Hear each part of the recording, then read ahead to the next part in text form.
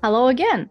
And today we're going to talk about suppliers and materials that you will be using when you develop your product. A lot of mistakes I'm seeing out there on the market when people are creating the product and they're like, oh, I want to create the product, I got an idea, and they're creating something so complicated, then when they're reaching out the suppliers cannot really to manufacture it because it's really very complicated and they have to create the mold. And when they have to create the mold, they're facing the situation where it's expensive, when these materials cannot be used for the specific product, and then the client is stuck with an idea. So now he spent time into the idea, into developing the idea, but he cannot really go through the product manufacturing. In this case, I want you to, especially when you're the new seller, I want you to be based on the specific materials that are super simple to recreate. So you can use pretty much any products based on woods. You can use ceramic. You can use textile. You can use any type of clay. Pretty much anything that is being based or created from the carton, paper, any thickness of the paper. So be also insulated stuff when you're creating, for example, tumblers, and you will decide to recreate the tumbler, that's a new mold. And if you create a new mold of the tumbler, isn't that great?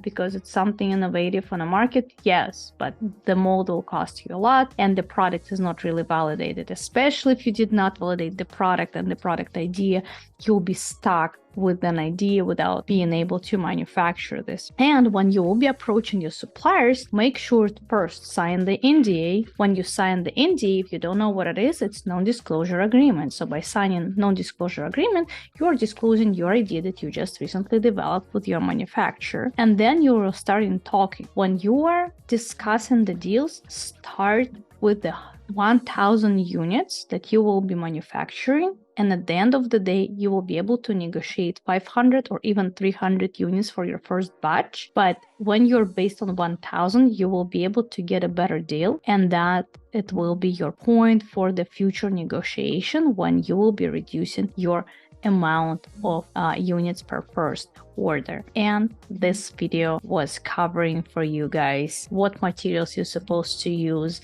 when you're creating your products and you're searching for your product, what materials you're supposed to avoid. One of those is stainless steel, or if something's supposed to be, I don't know, flexible and bended and requires a lot of, for example, testing of ergonomy, you shouldn't do that. And another part is how you're supposed to approach your supplier based on the amount of units, minimum optimum quantity, which calls MOQ, when you start your first conversation. And I'll see you in the next video.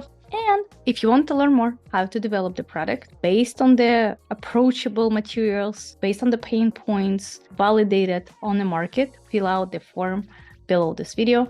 And I'm looking forward to your success on Amazon.